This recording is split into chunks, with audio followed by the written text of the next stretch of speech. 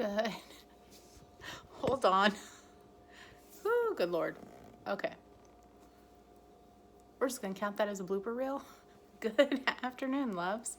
This is Angie Hicks-Clary coming to you with bedtime stories. It sounds way worse than it actually is. If you haven't, apparently, as you can tell, I'm in a really good mood today. Anyways, if you haven't been following me and this is the first video that you've come across of mine, do yourself a favor, back it up, watch my videos up until now, or at least a couple of them, so you can get an idea of what I'm all about here on my YouTube channel. Anyways, for those of you who have been watching me, peep the new glasses. What? I'm so stoked. I haven't got new glasses in like 2 years, but you want to know what? I gotta be my own sugar mama to pay for these frickers, because even with insurance, it was still like $500 out of pocket. Like, what up? Good thing I got a good job so that I can see, because, you know, I'm blind, and without these, you don't want me driving or anything else. Anyways, though, sorry, I'm just like in goofball mood today. Like, sorry, not sorry. Like, I know I haven't been on here for a couple days, and thank you guys for your patience with that.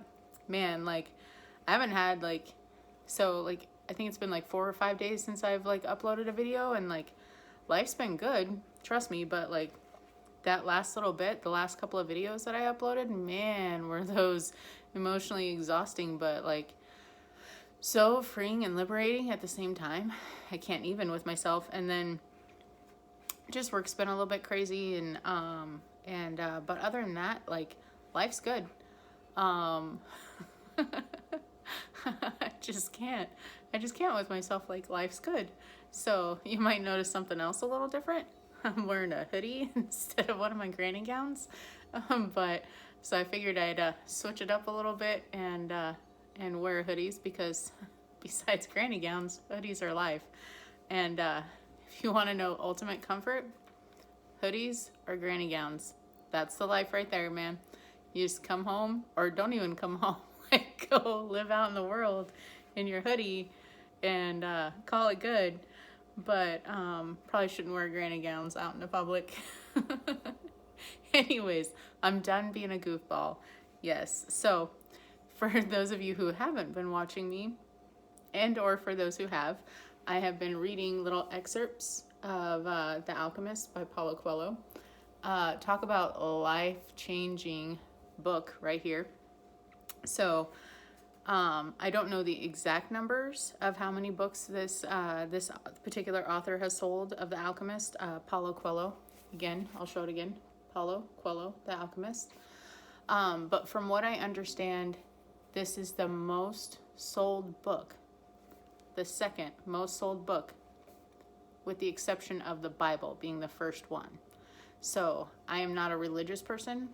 My beliefs are spiritual, but I do know for a lot of people that religion is important. Therefore, Christianity and the Bible being at the top of some of those religious choices.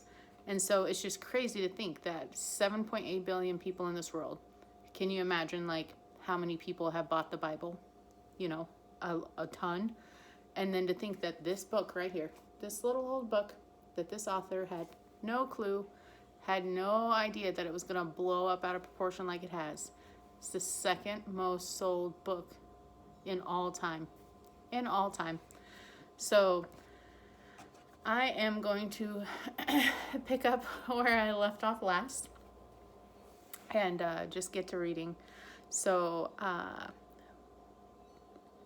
let's see here. Okay, page 33. Sorry. I promise.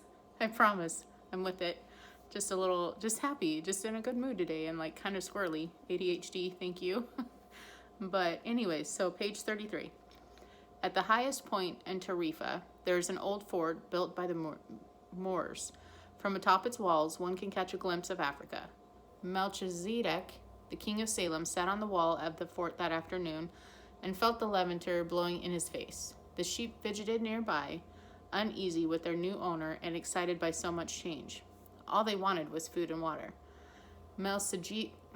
Melchizedek watched a small ship that was plowing its way out of the port. He would never again see the boy, just as he had never seen Abraham again after having charged him his 1/10 fee. That was his work. The gods should not have desires, because they don't have personal legends.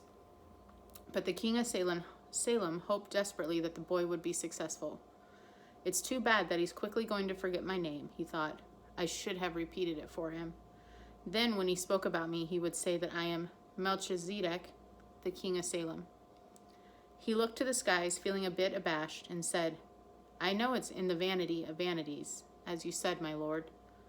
But an old king sometimes has to take some pride in himself. How strange Africa is, thought the boy. He was sitting in a bar very much like the other bars he had seen along the narrow streets of Tangier. Some men were smoking from a gigantic pipe they had passed from one to the other. In just a few hours, he had seen men walking hand in hand, women with their faces covered, and priests that climbed to the tops of towers and chanted, as everyone about him went to their knees and placed their foreheads on the ground. A practice of infidels, he said to himself. As a child in church, he had always looked at the image of Saint Santiago Matamoros on his white horse, his sword unsheathed, and figures such as these kneeling at his feet. The boy felt ill and terribly alone. The infidels had an evil look about them.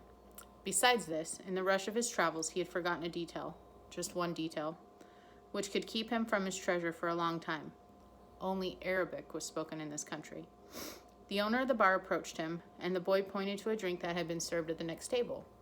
It turned out to be a bitter tea. The boy preferred wine. But he didn't need to worry about that right now. What he had to be concerned about was his treasure and how he was going to go about getting it. The sale of his sheep had left him with enough money in his pouch, and the boy knew that in money there was magic. Whoever has money is never really alone. Before long, maybe in just a few days, he would be at the pyramids. An old man with a breastplate of gold wouldn't have lied just to acquire 6 sheep. The old man had spoken about signs and omens, and as the boy was crossing the strait, he had thought about omens. Yes, the old man had known what he was talking about during the time the boy had spent in the fields of Andalusia. He had become used to learning which path he should take by observing the ground and the sky. He had discovered that the presence of a certain bird meant that a snake was nearby, and that a certain shrub was a sign that there was water in the area. The sheep had taught him that. If God leads the sheep so well, he will also lead a man, he thought, and that made him feel better. The tea seemed less bitter. Who are you? He heard a voice ask him in Spanish. The boy was relieved. He was thinking about omens and someone had appeared. How come you speak Spanish? He asked. The new arrival was a young man in Western dress, but the color of his skin suggested he was from this city. He was about the same age and height as the boy. Almost everyone here speaks Spanish. We're only 2 hours from Spain. Sit down and let me treat you to something, said the boy, and ask for a glass of wine for me. I hate this tea. There is no wine in this country, the young man said. The religion here forbids it. The boy told him that he needed to get to the pyramids. He almost began to tell him about the treasure, but decided not to do so. If he did, it was possible that the Arab would want a part of it as payment for taking him there. He remembered what the old man had said about offering something you didn't even have yet. I'd like you to take me there if you can. I can pay you to serve as my guide. Do you have any idea how to get there? The newcomer asked. The boy noticed that the owner of the bar stood nearby, listening attentively to their conversation. He felt uneasy at the man's presence, but he had found a guide and didn't want to miss out on an opportunity. You have to cross this entire Sahara Desert, said the young man, and to do that, you need money. I need to know whether you have enough. The boy thought it a strange question, but he trusted in the old man who had said that, when you really want something, the universe always conspires in your favor. He took his money from his pouch and showed it to the young man. The owner of the bar came over and looked as well. The two men exchanged some words in Arabic, and the bar owner seemed irritated. Let's get out of here, said the new arrival. He wants us to leave.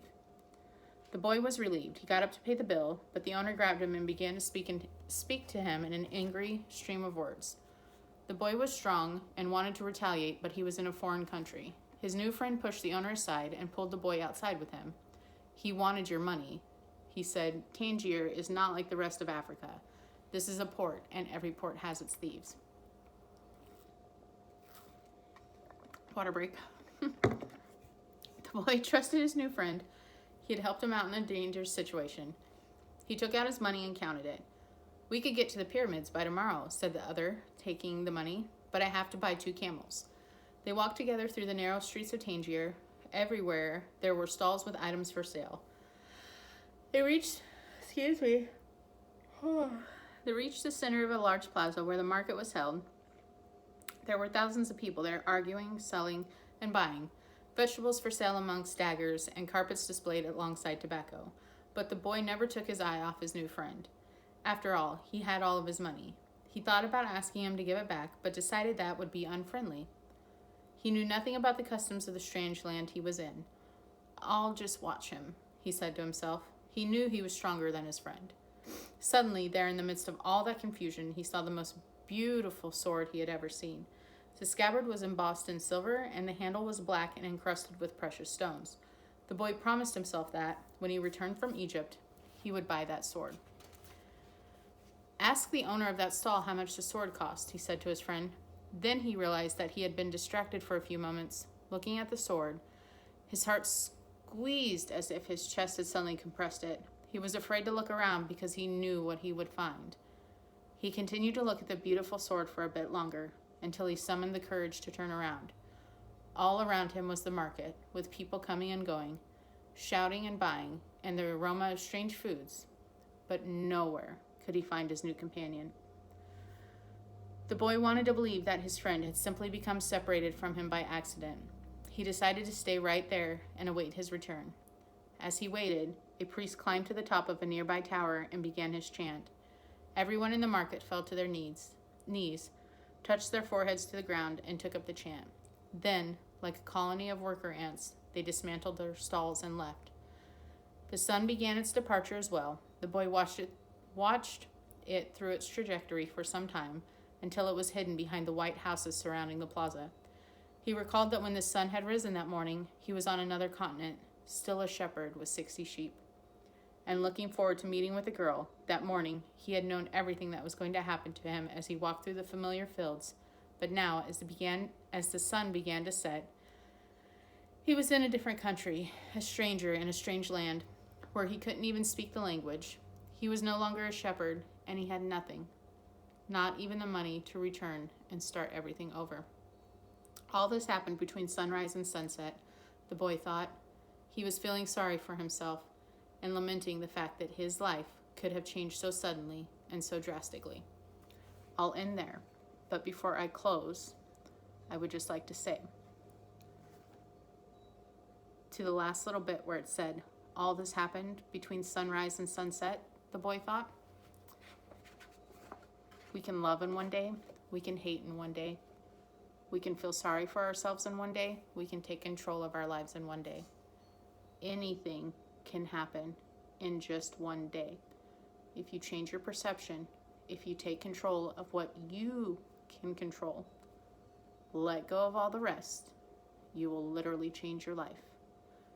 And then, as you keep moving toward your personal legend, what your soul is telling you it wants you to do, literally, just take it one day at a time.